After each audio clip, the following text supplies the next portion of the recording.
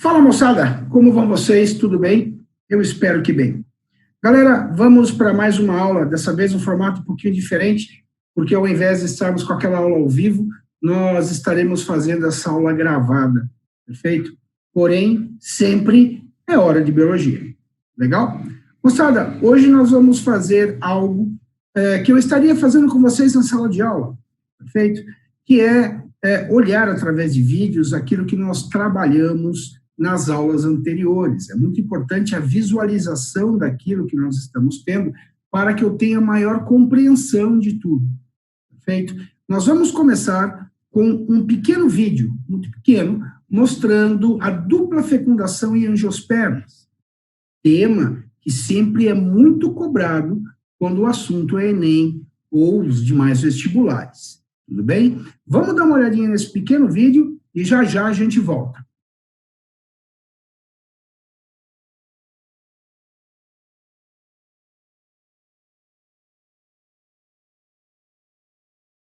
Flowering plants undergo a unique reproductive process where there are two fertilization events. This double fertilization event occurs between the male reproductive organ, the male gametophyte, and the female reproductive organ, the female gametophyte. Before the fertilization event can occur, the ovule has to undergo some changes. At present, the ovule contains one reproductive cell, known as the megaspore or mother cell. This cell is diploid and undergoes meiosis, producing 4 haploid megaspores. In the majority of species, 3 of these megaspores degenerate, leaving only 1 surviving megaspore. This surviving megaspore expands and undergoes 3 rounds of mitosis to produce 8 haploid nuclei.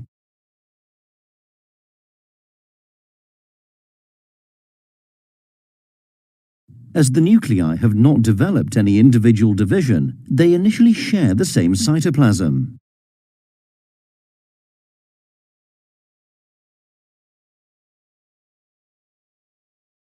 This complete structure is known as the embryo sac.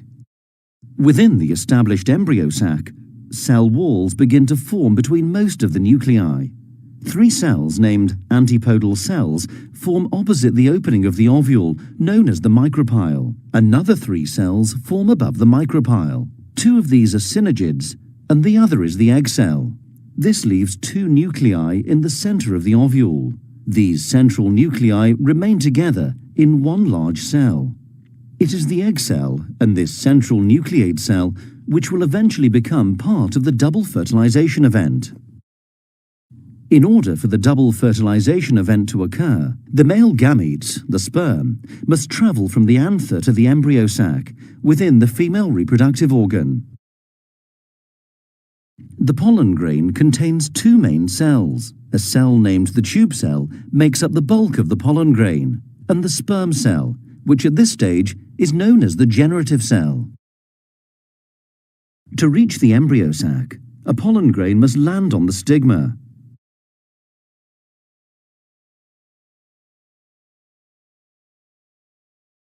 Once landed, it begins to germinate. The tube cell forms a long structure down the style and into the ovary. The generative cell travels behind the tube cell nucleus. Once near the ovary, it divides by mitosis to produce 2 haploid sperm cells. The pollen tube reaches the micropyle and releases the sperm cells into the embryo sac. One of the 2 sperm cells fertilizes the egg cell. This produces a diploid zygote, which will become the embryo. The other sperm cell moves up and fuses with both of the central nuclei, forming a triploid cell. This unusual triploid cell develops into an endosperm and serves as the embryo's food supply during early development. It is only angiosperms, flowering plants, which have this double fertilization characteristic, where a diploid zygote and a triploid endosperm form. Gymnosperms, pines, tracheophytes, ferns, and non-tracheophytes, mosses, lack this double fertilization feature.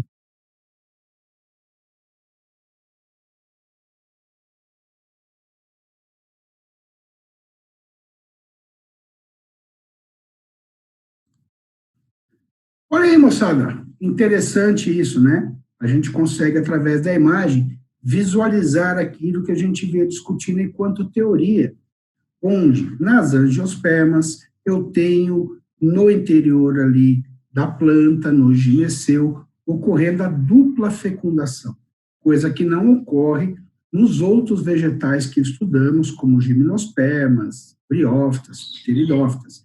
Isso só ocorre nas angiospermas.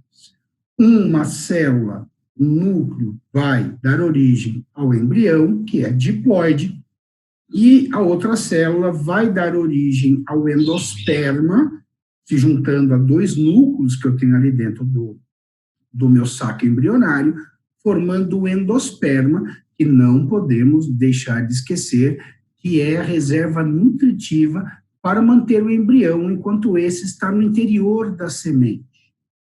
Semente. Semente, algo extremamente importante, porque é a manjedorinha, é o bercinho, é o local onde eu tenho o embrião, aonde este vai se desenvolver para dar origem a um novo vegetal. Vimos as sementes surgirem pela primeira vez com espermáfitas, que são gimnospermas, perfeito? E na sequência vimos as angiospermas. Essa semente, então, cuidam desse embrião, nutrindo esse embrião, até que um novo vegetal possa surgir e, por conta própria, poder, então, fazer a fotossíntese e se alimentar. É muito importante entender que, para que eu tenha esse novo vegetal, existem várias estratégias na natureza, moçada, para que essa semente seja lançada em lugares distantes da onde ela surgiu, seja através de explosões que jogam ela para fora da planta, seja através do vento, ou através de dispersores que se alimentam do fruto e, num determinado momento, lançam essa semente muito distante da onde ela surgiu. Isso deu às angiospermas a capacidade de expandir no território terrestre de forma maravilhosa. Nós vamos assistir um vídeo agora, onde o tema é exatamente essa mágica toda que envolve a semente, e nada melhor do que vemos isso acontecer através de imagens, para que a gente possa entender, e também um pouco sobre a dispersão dessa semente. Algo, como eu falei anteriormente, que fez com que as angiospermas tomassem conta do ambiente terrestre. Vamos dar uma olhadinha nesse vídeo e daqui a pouquinho a gente volta com mais uma coisa interessante. Vamos lá.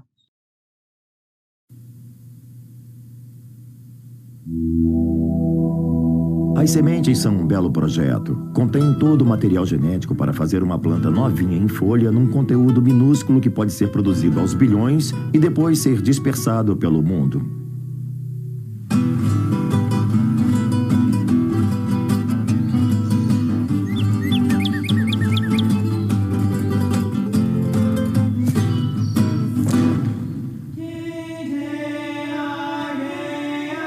O mundo secreto dos jardins.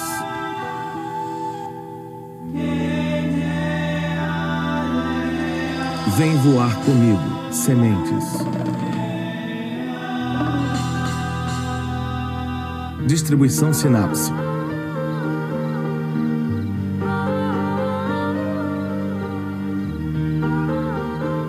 As flores são estruturas de reprodução que, em geral, contêm as partes masculina e feminina.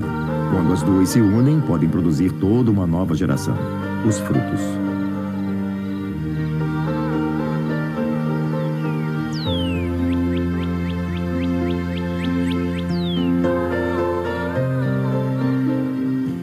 Esses frutos, então, continuam a se desenvolver.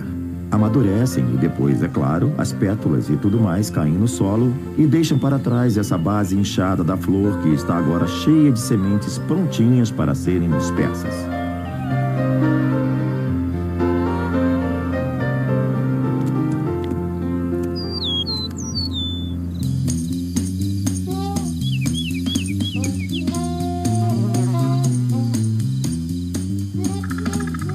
Embora as sementes existam em várias formas diferentes, todas têm apenas uma função: produzir a próxima progenie, ou seja, a nova prole.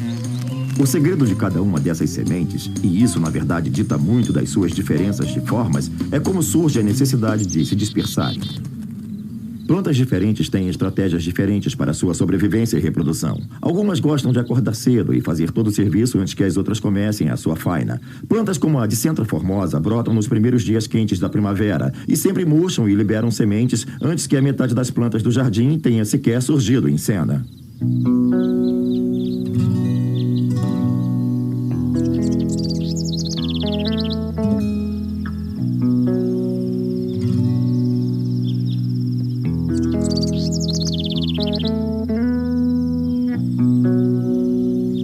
Outra planta efêmera de primavera que fica linda num jardim silvestre é a raiz vermelha.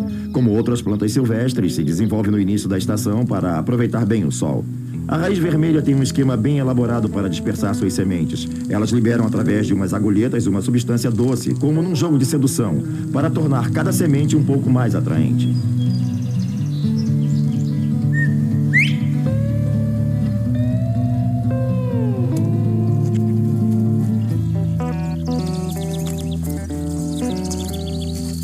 As formigas, quando encontram essas sementes caídas no solo, com esses petiscos vistosos por cima, não conseguem resistir. Elas as pegam e as levam para suas colônias, onde as estocam para usar mais tarde. É claro que, quando as sementes estão lá dentro da colônia, que é embaixo da terra, elas ficam úmidas, protegidas dos predadores, e no momento certo, elas podem germinar. Essa é uma das formas como essas plantas podem se dispersar pelo solo da floresta.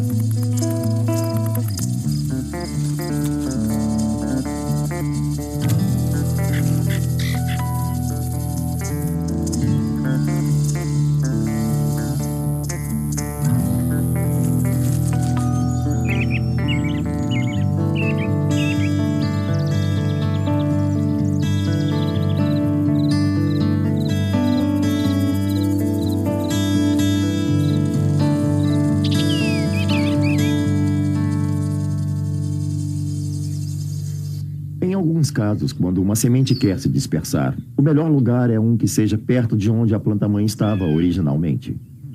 Se a mãe foi bem-sucedida, presumivelmente isso significa que as condições de luz, as condições da umidade e o tipo de solo eram perfeitos para a planta.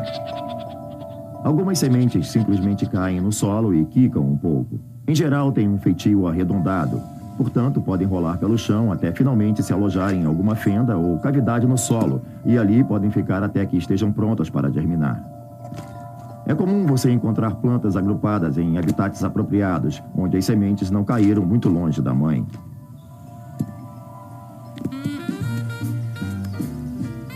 Por outro lado, é muito difícil alcançar um novo habitat. Por isso, muitas plantas precisam achar meios de se dispersar até lugares mais distantes. Elas precisam, então, fazer uso de outro tipo de agente do ambiente, o que, na verdade, pode ser qualquer coisa. Então, num dado momento no seu jardim, você vai encontrar sementes que vão pular nas costas de coisas ou flutuar com a brisa. De um jeito ou de outro, eles vão pegar carona até o destino, que é o lugar de onde irão brotar. Oh, this rhythm ride is really cooking. Riding high, not even looking. Dancing feet won't be denied. Rocking with that rhythm ride.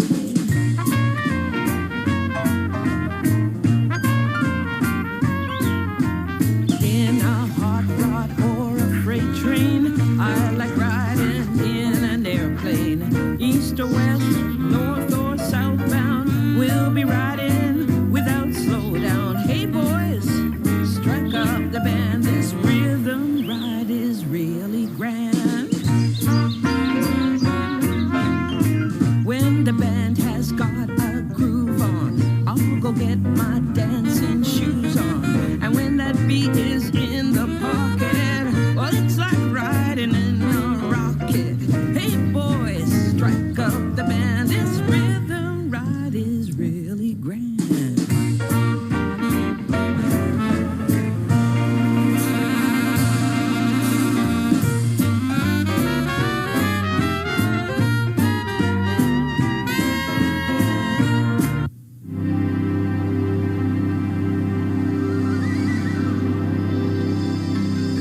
O vento sopra quase o tempo inteiro por quase todo o planeta. Se você conseguir que sua semente voe com o vento e deixar que o vento a carregue, isso pode ser muito eficaz. Mas você precisa ter a forma certa de semente.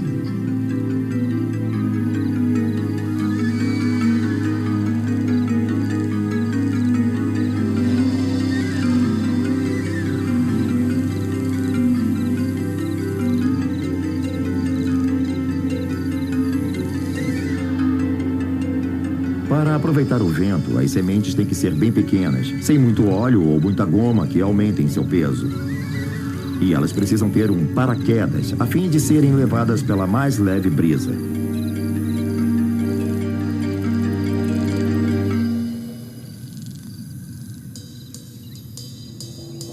A maneira de as plantas contornarem o problema da dispersão pelo vento sem um paraquedas é ganhando um pouco mais de peso. Algumas flores de jardim, como as malvas rosa, colocam seu estoque de flores lá em cima, a 1,20 m, 1,5 m do solo. As sementes são mantidas aqui em cima, em vagens, e cada vagem pode conter centenas e centenas de unidades de sementes. Na hora oportuna, elas migram, levadas pelo vento, para um novo lugar. Muitas árvores usam a dispersão pelo vento, mas precisam usar estruturas ligeiramente bem mais elaboradas. Elas têm a vantagem da altura e isso é muito bom para as árvores. A única forma de haver uma dispersão eficiente é a semente ficar lá em cima, bem no alto, porque aí há uma grande chance de que, em algum momento durante a viagem que faz dos galhos de onde se solta até o ponto no solo onde vai cair, passar uma brisa que a carregue.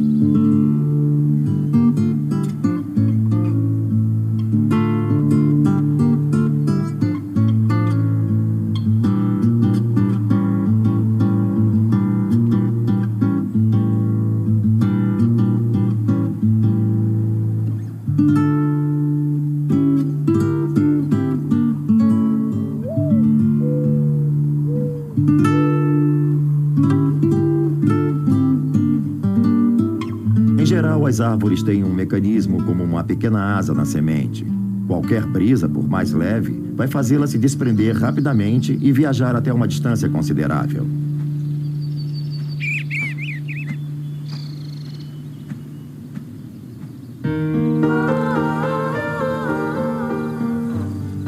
Às vezes, o sistema de dispersão pelo vento não é tão óbvio. Muitas plantas, na verdade, usam um mecanismo que é basicamente como um saleiro, ou esses vidrinhos com furinhos onde se põe pimenta em pó.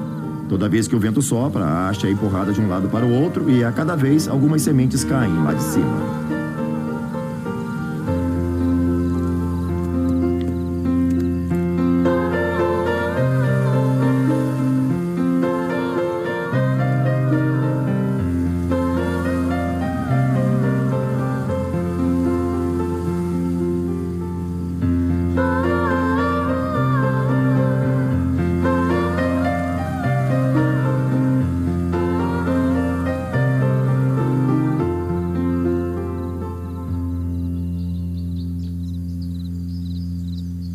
As plantas têm muitas formas diferentes de dispersar suas sementes, mas uma das mais eficientes é usar a potência de fogo. As não-me-toques são anuais que passam o verão todo angariando o máximo de energia possível para que possam produzir milhares de grãos de sementes e ganhar a maior altura possível.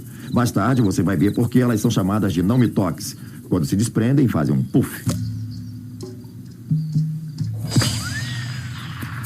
Isso se chama turbopressão. A pressão que se acumula dentro da cápsula da semente, propriamente dita, como se as células das paredes da cápsula se enchessem, como um balão cheio de água que estourasse. Plantas como a não-me-toques e algumas mostardas podem facilmente elevar suas sementes a uma altura de 90 a 120 centímetros. As não-me-toques são plantas que preferem viver em ambientes úmidos, em geral em vales ao longo de rios e em pontos do jardim com umidade fria, e aquela zona restringe o seu habitat. A intenção delas é ocupar todo o espaço, mas nem sempre o fazem. Algo em torno de 1 metro é uma boa distância para dispersarem suas sementes.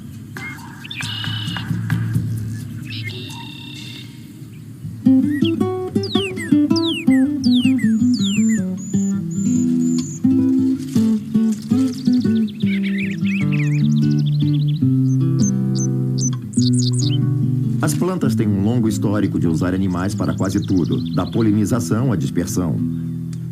Alguns dos melhores exemplos, claro, são as árvores grandes que produzem nozes, como castanhas e bolotas.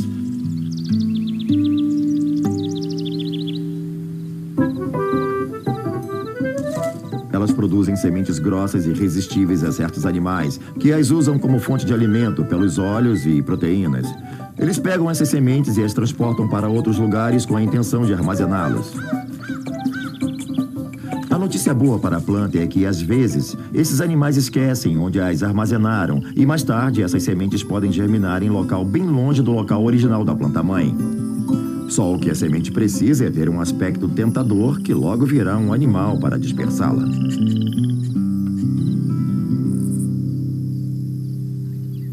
Provavelmente o mais sofisticado em termos de mecanismo de dispersão sejam as plantas frutíferas. As frutas nada mais são do que um atrativo para o animal transportar sementes. Elas são vistosas, carnudas, doces e fazem com que um animal tolo queira se aproximar para comê-las. O segredo para uma planta que quer que suas sementes sejam dispersadas pelas frutas é não deixar que elas sejam atraentes para o animal até que as sementes lá dentro estejam maduras e prontas para serem dispersadas. Basicamente, a fruta fica pouco aparente, indistinguível, ou verde e dura. Além disso, há pouca compensação para a criatura que tente comê-la. Seus açúcares ainda não estão desenvolvidos, portanto, ainda não estão bem doces. As frutas ficam ali com aquela aparência horrível até determinado momento, quando as sementes internas começam a amadurecer. E aí sim, a fruta começa a ganhar cores fortes, vermelhos ou roxos. Fica mais macia e mais palatável. E, em geral, os açúcares e outros ingredientes de sabor ficam muito mais intensificados, tornando-a quase irresistível. É claro que, em muitos casos, os animais não conseguem digerir as sementes, e então as sementes comidas passam pelo seu trato digestivo e são expelidas. A esperança da planta é que a excreção se faça num local conveniente, onde as condições do solo e de umidade sejam adequadas para permitir que haja germinação. Muitas sementes de plantas frutíferas, na verdade, precisam muito de uma certa ação corrosiva do sistema digestivo do animal antes que sejam de fato capazes de germinar. Há várias espécies cujas sementes vão simplesmente permanecer ali até que alguém se habilite a tentar comê-las para então quebrar sua casca.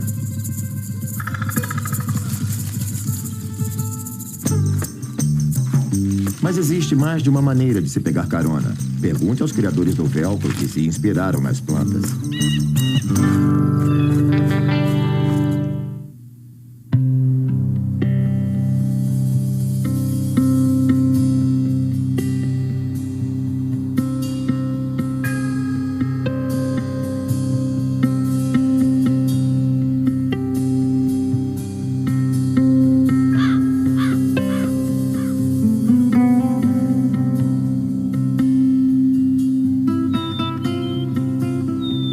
Os mamíferos, em particular, são cobertos de pelos, e eles parecem ser um meio perfeito para as sementes serem transportadas para todos os lugares.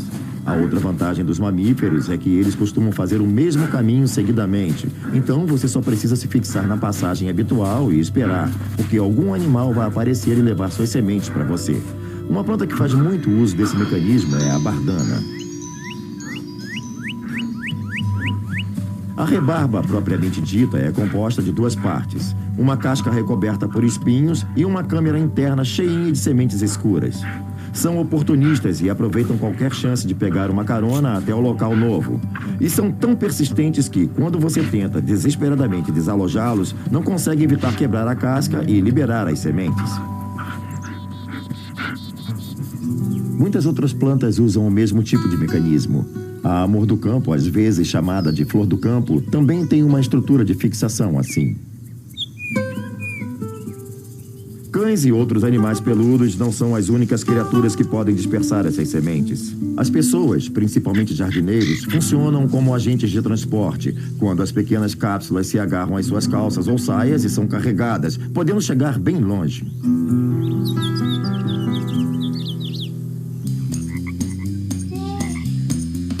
As plantas que nascem em ambientes aquáticos também podem usar a água como mecanismo de dispersão. Por exemplo, muitas plantas que vivem na margem de lagos possuem segmentos que se partem e são levados pelo fluxo. Pequenos pedaços de espadanas se partem e quando você vê, está brotando do outro lado do lago.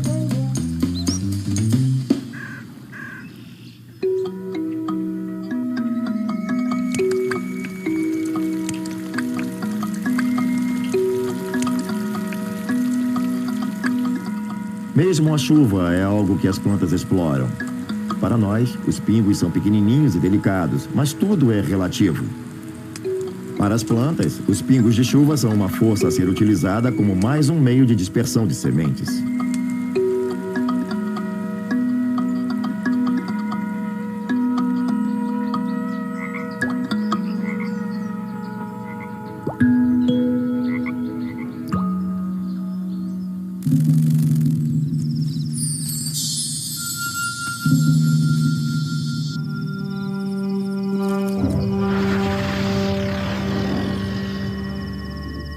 plantas fluorescentes e insetos provavelmente coexistem há 60 ou 80 milhões de anos. E durante esse período, ambos os grupos proliferaram incrivelmente e agora estão entre as formas de vida que dominam o planeta. Nesse processo de coexistência, eles desenvolveram um relacionamento muito estreito, muito específico, em que as plantas individualmente não vivem sem certos tipos de insetos e vice-versa. Certos tipos de insetos não vivem sem certos tipos de plantas para supri-los com o néctar.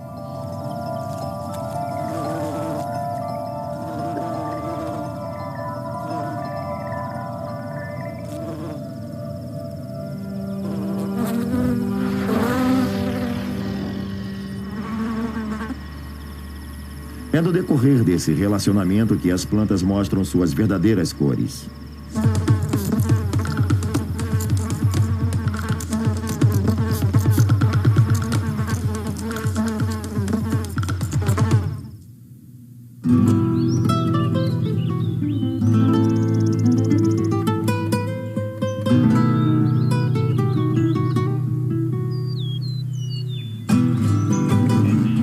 As plantas confiam aos insetos e outras criaturas a ação de polinizá-las, o que leva à produção de sementes. Mas as flores são astuciosas, precisam dessas criaturas para transportarem seu pólen de uma planta a outra se quiserem se reproduzir.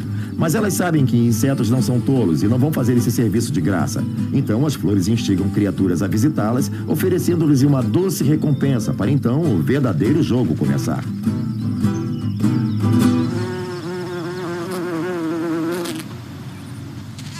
Muitas plantas se especializaram em usar diferentes tipos de insetos como polinizadores.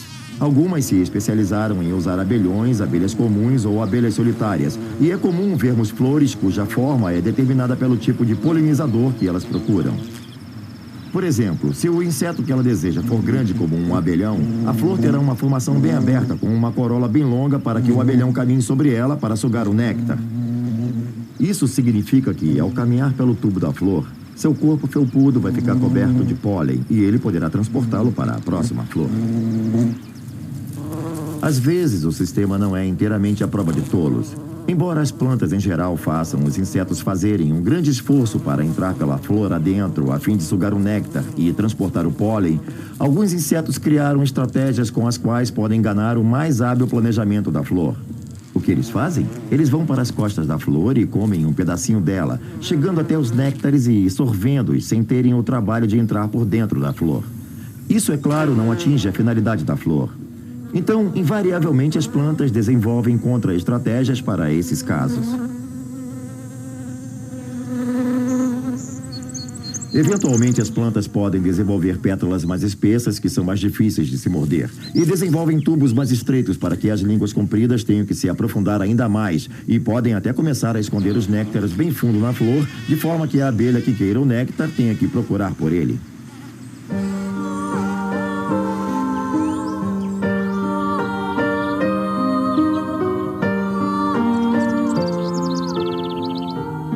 É essa constante alteração e substituição de estratégias que faz as plantas florescentes se difundirem.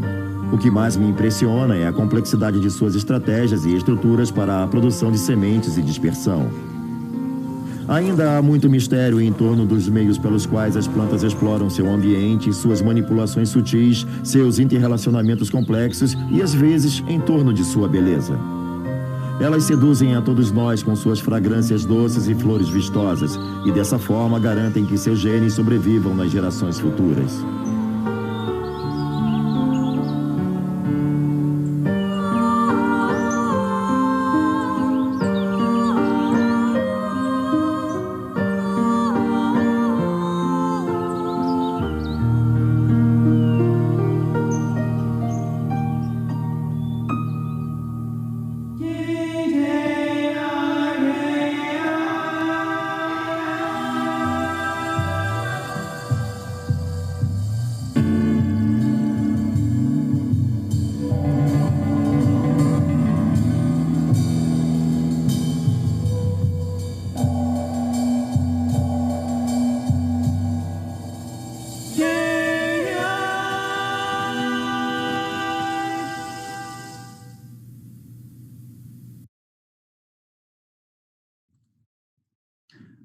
Olha aí, moçada.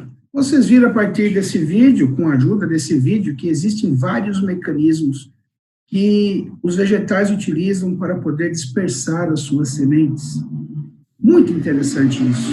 Agora, é interessante notar também que durante toda a reprodução desse vídeo, você vê que para ter o surgimento desta minha semente, você estava encontrando ali principalmente com agentes polinizadores, como as abelhas, as borboletas, né, que ajudam muito no processo de polinização, além do vento, né? Agora, existe um polinizador que poucos costumam entender que ele é um polinizador, que ele é capaz de executar essa missão como polinizador, e são os morcegos.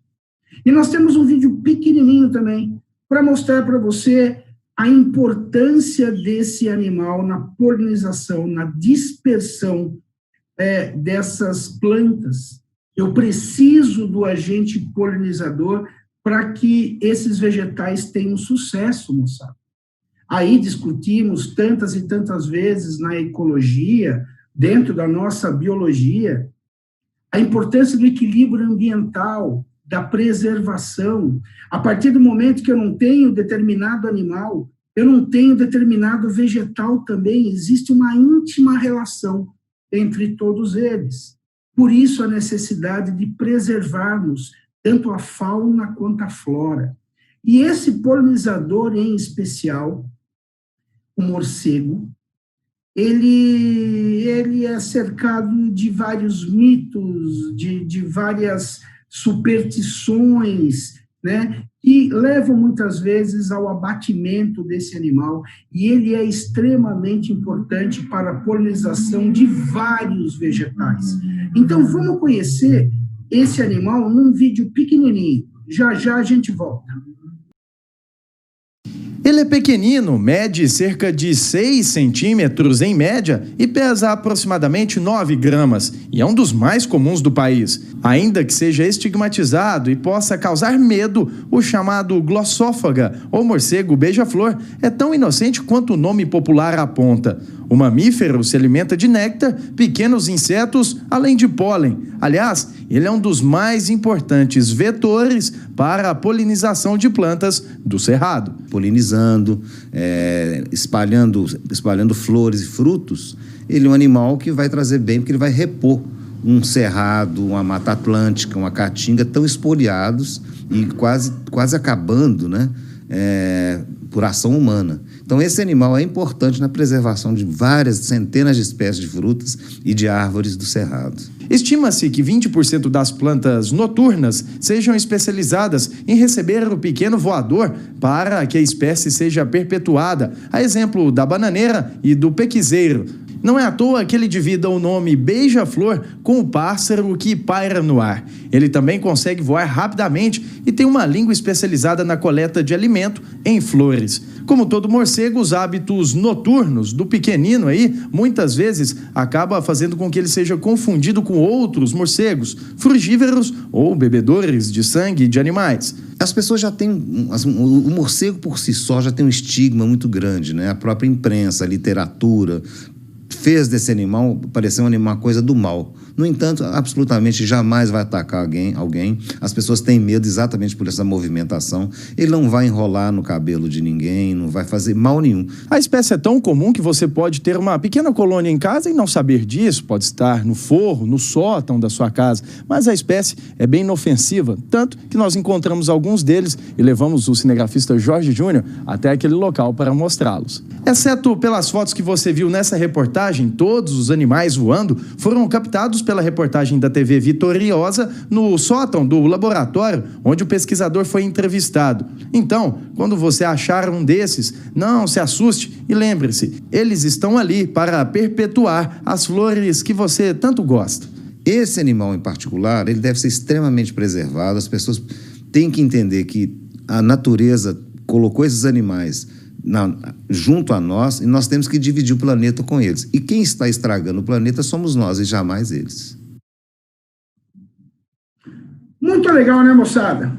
Vocês conseguem perceber, a partir do vídeo, de que um ser depende do outro obrigatoriamente. Você consegue notar que existe uma dependência da planta com a abelha, que, por sinal, por alterações climáticas, está indo embora e teremos seríssimos problemas no que tange a fecundação vegetal sem a participação das abelhas, né? Você viu que existe a dependência ali dos lepidópteros, né, das borboletas. Vocês viram que existe uma dependência dos morcegos, e entenda que esses seres também dependem desse vegetal para poder sobreviver, porque é dali que eles extraem o seu alimento. Beleza, moçada? Espero que vocês tenham gostado, que o vídeo tenha elucidado mais ainda tudo aquilo que a gente trabalhou.